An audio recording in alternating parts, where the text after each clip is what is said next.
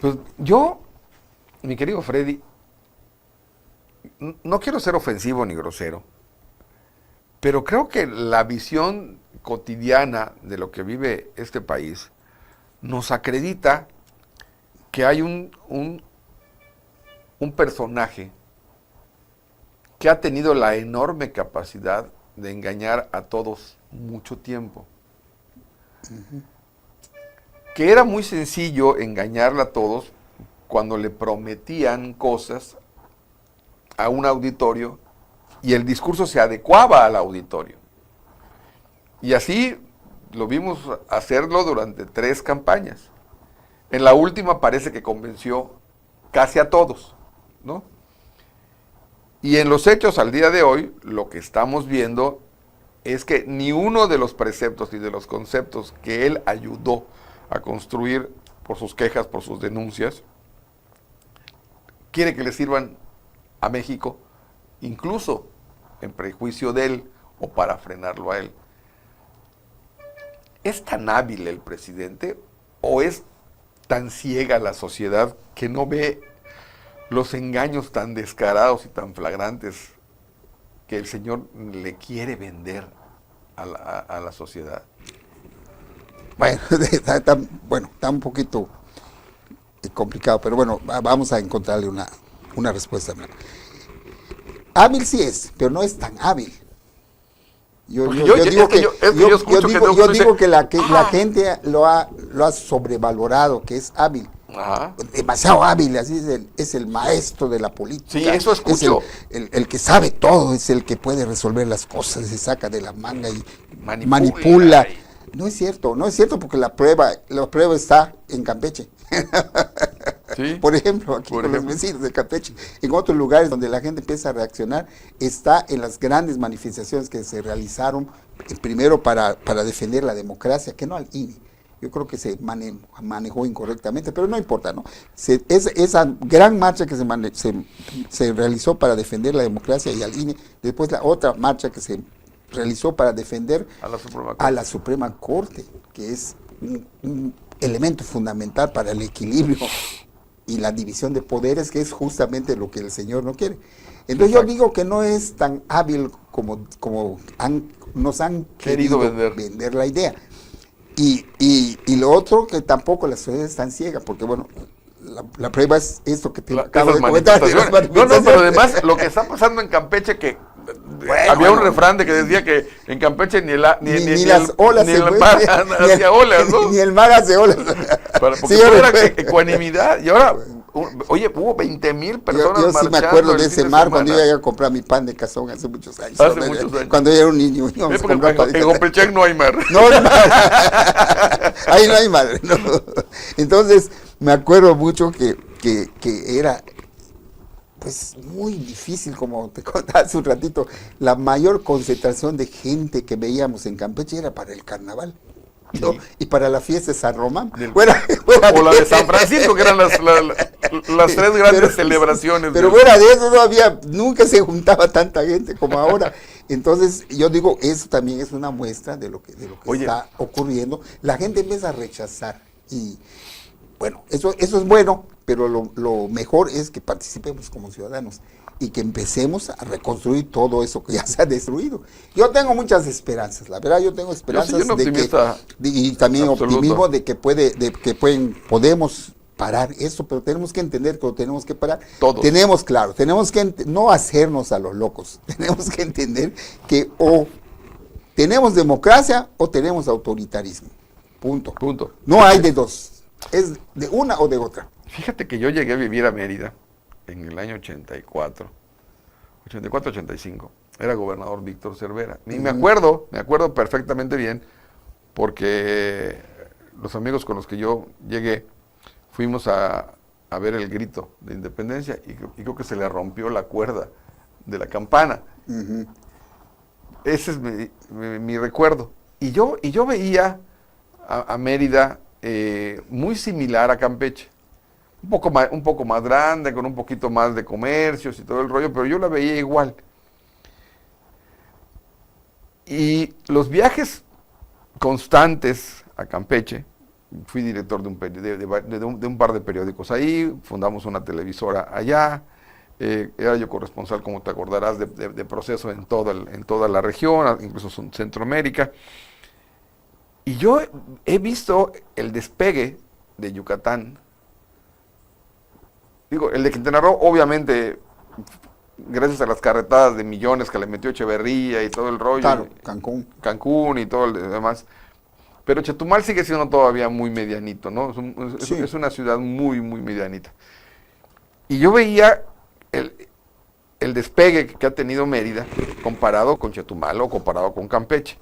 El dinamismo económico, la manifestación de la vida pública y de la vida política en Yucatán tiene una gran diversidad, que creo que es lo que le da fortaleza. Porque en Campeche dependen demasiado del gobierno. El gobierno, creo que el 80% de la población vive del gobierno, ya sea como empleado o como proveedor de gobierno. Claro. Y en Quintana Roo, en Chetumal en particular, pasa exactamente lo mismo. Casi todos son burócratas o le venden al gobierno de Quintana Roo.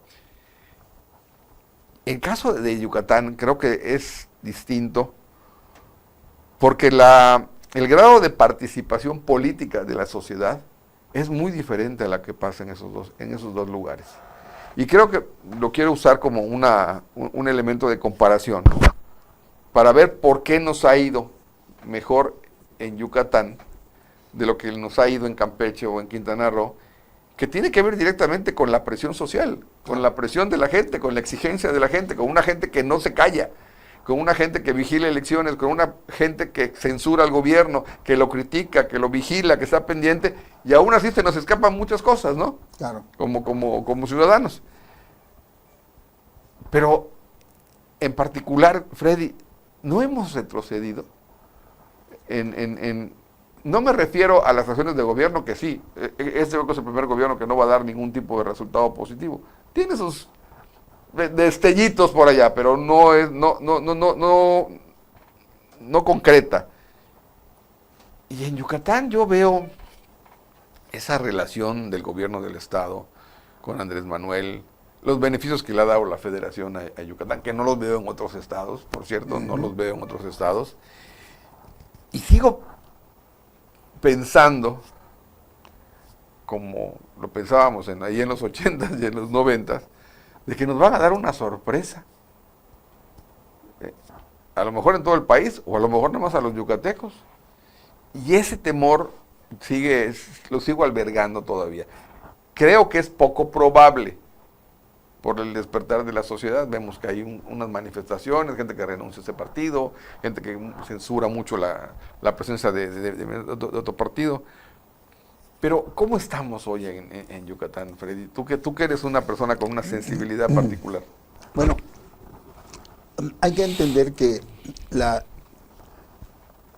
relación política de la ciudadanía yucateca es bastante compleja.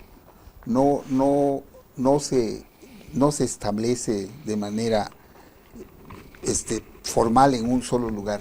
O sea, la gente siempre se ha preocupado, desde mi punto de vista, yo tengo aquí, no sé, casi 60 años viviendo. Tú eres yucateco Sí. Por adopción, igual que yo. Y conozco todo lo que ha pasado en materia política, desde Correa Rachó en adelante, que éramos muchachos de la prepa. Entonces, la gente ha usado la política aquí, yo quiero decirlo, porque me parece que es importante decirlo. La gente ha usado la política aquí en Yucatán para su beneficio. Claro. Y justamente yo quiero decir, como una hipótesis personal, que esa comparación que acabas de hacer entre Campeche y Quintana Roo, guardar las proporciones con la parte turística. Y con todo respeto, ¿sí? además. Tendremos que observarlas o tendremos que explicarlas más bien a partir del dinamismo de la participación ciudadana.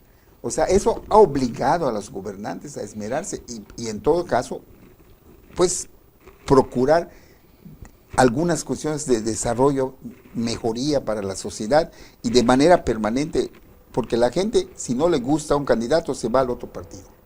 ¿Qué es lo que ha pasado? Históricamente hay un episodio aquí en Yucatán, en los años 1840, por allá, de dos grupos políticos, el de Miguel Barbachano y el de Santiago Méndez, que en aquel entonces todo era la provincia de Yucatán. Sí, claro. Entonces, la península completa. Sí. Se turnaban el poder. Estos dos personajes eran como partidos. Ajá. No con la clasificación de partidos, pero eran como partidos, se turnaban el poder y uno era gobernante un tiempo, o gobernador un tiempo, otro gobernador otro tiempo. Entonces yo creo que esta herencia la recibimos mejor aquí en lo que luego quedó como Estado de Yucatán, como entidad federativa, y que creo que es el comportamiento de los yucatecos en ese sentido, y que digamos, ha impulsado que los gobernantes de algún modo pues mejoren, y el que no logra hacer eso pues se pierde, ¿no? Se va del ambiente político, ya no vuelve a aparecer en cargos públicos, etcétera. Yo digo que esa es la preocupación, y por eso de la ciudadanía, ¿no? Y por eso además vemos que los grandes movimientos políticos, cuando se van generando las oposiciones, surgen a partir de las necesidades colectivas. Tú no lo recuerdas, creo que no habías nacido, yo sí te lo puedo decir con propiedad. Cuando se inicia el movimiento del panismo en Yucatán, es a partir de una demanda del agua potable. Sí, lo sé porque lo he leído. Que impulsó el doctor Solís Aznar, un grupo de personas. Que yo nunca supe la historia de ellos, 67, pero a lo mejor ellos sí participaban antes en el PRI y luego se fueron al PAN. No, eso no lo sé, tampoco lo tengo sí, claro. Yo eso no tengo esa idea, pero bueno, tenía yo 3, 4 años en esa época. Bueno, hay gente que ha sido así, que se va de un lado a otro, y bueno, pero eso tampoco creo que pueda ser condenable, ¿no? La gente puede encontrar sus espacios políticos. ¿Qué dice la abuelita? Si es por mejoría, la casa dejaría. Claro. Así es. Entonces, lo que ha ocurrido aquí en Yucatán es eso. Entonces, por eso yo tengo, en cierto modo, la esperanza y el optimismo de que las cosas no van a pasar como en otras entidades, ¿no? Como en Campeche, en mi estado, ¿no? Sí. Que ahí, ¿por qué? Por la participación política en Campeche, y de eso sí, a lo mejor tú me das lecciones, porque tú tienes más fresca la participación política del estado de Campeche que yo.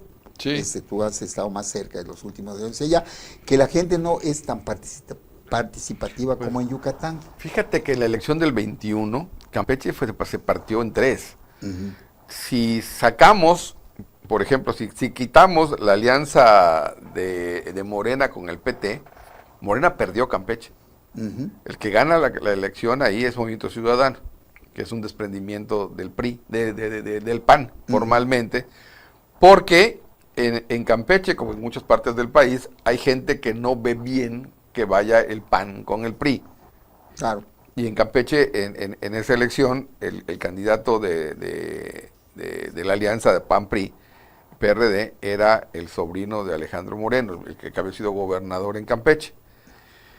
Y Laida Sansores llega y convence a todo mundo porque se enfocó a las críticas de las familias tradicionales de Campeche, los mismos apellidos, y hoy lo que le están cobrando en buena medida en Campeche, que la señora creo que pierde de vista que ella no ganó la elección formalmente sola, y a lo mejor tampoco nadie le dice, oye, esto está dividido en 3, hay que tratar de congraciarse con nosotros grupos para darles beneficio y todo el rollo, y el asunto es que ella gobierna hoy con su familia, su cuñado, su hermana, sus primos, y es la repetición exacta del argumento que ella esgrimió en campaña y que la llevó al poder. Sí, pero como se dice allá en Campeche, es que Laidita no ha entendido que tiene un negro pasado, y ese negro pasado es el negro Sansores, que la gente lo recuerda con toda seguridad. ¿Te acuerdas lo que le dijo el negro Sansores cuando era presidente del PRI? Sale a decir que él estaba fomentando la democracia, que era una democracia transparente, y el secretario de Gobernación, Jesús Reyes Heroles, le dice, sí, la democracia del señor Sansores es tan transparente que nadie la ve. Sí, porque acordémonos que Reyes Heroles fue el impulsor de la reforma política en el país. Ese sí era un ideólogo. y conocía perfectamente las cosas, Las cosas, ¿no? del Pero país. además manejaban, es que ese es el tema. En los años 70 había filósofos de la política y había gente que ejercía esa política de una manera filosófica, creaban entornos de sensibilidad. Claro. Y eso lo tuvimos presente todavía el Había siglo ideología, pasado. Había ideología. Teníamos ideólogos tan sólidos como Carlos Castillo Peraza, teníamos a Alberto Castillo, teníamos a un grupo de personas que de alguna manera levantaban conciencia y argumentativamente nutrían a una sociedad que es muy plural, tú lo sabes. En este país somos 31 estados, pero somos 50,000 pueblos. Claro. Y ahorita pues lo que tenemos son muchos chapulines. Y vaya que hay muchos chapulines. Bueno, volviendo al asunto de Yucatán. Yo digo, pues guardar las proporciones que estamos en una situación en la que las formas de hacer política ya se impusieron de Yucatán. O sea que no hay el riesgo de que se modifique el escenario político en función de tener que estar de acuerdo a lo que a nivel nacional ocurre. No. De estar con un grupo porque tiene el poder, que eso también desgraciadamente es uno de los elementos del concepto político de la ciudadanía, ¿no? Están con el que tiene el poder. Me decía alguien en la Ciudad de México un día que me dice, oye, ¿y qué dice la hermana República de Yucatán? Helio, perdóname, vecina. Mamá no era promiscua, mijito. Vecina. Vecina, no era nada de hermana, no, vecina. Bueno, y además también hay que ver el fenómeno que tenemos en Campeche, y lo tenemos aquí, pero analizando el de aquí, la arribazón de personas. El chapulineo. Sí, el chapulineo es una cosa, ¿no? Sí. Que eso a lo mejor tenemos tiempo de conversarlo en otra ocasión. En otra ocasión. Pero la arribazón de gente de otras entidades. Sí. La diversificación de una sociedad que también ha roto la cuestión, pues, que nosotros habíamos acostumbrado a vivir, ¿no? El esquema y los modos de vida tradicionales de los yucatecos también se han modificado a partir de la llegada de esas gentes, pero hay un elemento importante. Aquí en Yucatán la gente asimila esas, bueno, y en toda la península, pero particularmente en Yucatán asimila todas esas formas nuevas de gente que viene y se integran, y entonces yo creo que también eso va a contar mucho porque ellos vienen con otras experiencias. Sobre todo me da la impresión, no me consta, no tengo los datos estadísticos, que mucha de esa gente sale de sus lugares de origen precisamente por un elemento fundamental que afortunadamente todavía no tenemos en su máxima expresión y que ojalá nunca la tengamos, que es la violencia. La violencia, sí. Entonces, y yo creo que esto es importantísimo y que va a acuñar que la manera tradicional de hacer política en Yucatán pues prevalezca, y como cuando yo empecé a hablar de mi pasado político en los asuntos electorales, mi intención era decir lo que te voy a decir. Tengo un buen olfato y estoy sintiendo el tufo de fraude electoral aquí en Yucatán y en todo el país, pero particularmente en Yucatán. Y ese tufo lo siento desde hace varios meses, desde que empezamos a ver ese fenómeno que le han llamado chapulineo. Y entonces creo que van a intentar aplicar esas formas pues perversas y de control y de tergiversación de los resultados electorales y de manipulación. Pues la compra de votos es algo que siempre está ocurriendo, desgraciadamente, ¿no? Que algún día debemos evitar que ocurra, o ya debemos tratar de que ya no ocurra, pero las manipulaciones que yo estoy sintiendo que pueden hacerse, puede provocar un fraude electoral, y los yucatecos debemos estar preparados para oponernos a eso. Como decía hace un ratito, y otros personajes han comentado, me acuerdo mucho en ese momento de Macario Schettino, porque así se dice su apellido. Es Schettino. O Schettino, no sé cómo se diga, pero Macario, ya sabemos quién es. Sí. Que es un un señor analista muy importante y muy objetivo, él decía, hay que ir a todas las urnas ese día y rodear las urnas y cuidar los votos, como se hacía antes. Nosotros ahí nos, pues, podríamos decir, ahí nos interrelacionamos con gente diversa que éramos nosotros de otra corriente ideológica, pero independiente, además peor que el PRI y el PAN, ¿eh? Claro. Era peor. Sí. Nosotros éramos comunistas y los paristas eran cristianos.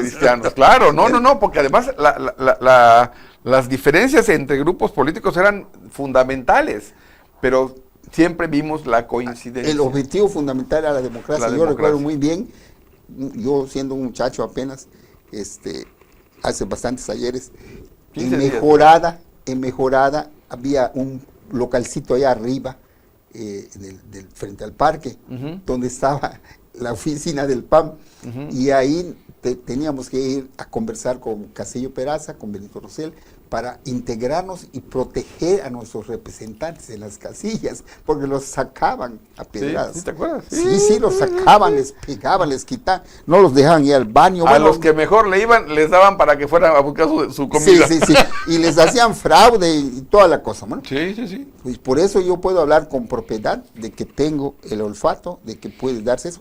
Bueno, a lo mejor no vamos a ver ratón loco, ni una embarazada, ni unas embarazadas, ni operación tamal, pero sí podemos ver siervos de la pasión, que además eso está a la vista. A la vista. Son 23,000. Sí, y quién sé cuántos más detrás de eso. Así es. Porque es el sistema que utilizan generalmente los gobiernos autoritarios. Eso a mí no me lo pueden contar. No, ni a mí tampoco. Lo hemos visto y lo hemos padecido. Hay detrás de bambalinas una cantidad de gente que emplean para ese tipo de operaciones el día de las elecciones.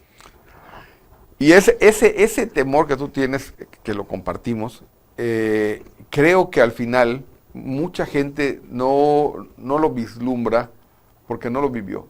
Efectivamente. No vivieron lo que eran capaces de hacer con tal de que no ganara la oposición. Y si algo tenemos la obligación, nosotros que hemos vivido estos 40 y tantos años de activismo formal, yo periodístico y tú en temas de política, que ahí mi profesión nos llevó a coincidir, es darle a la gente los elementos para que sepan de qué cuidarse. Efectivamente. Darle a la gente los elementos para que sepan de qué son capaces.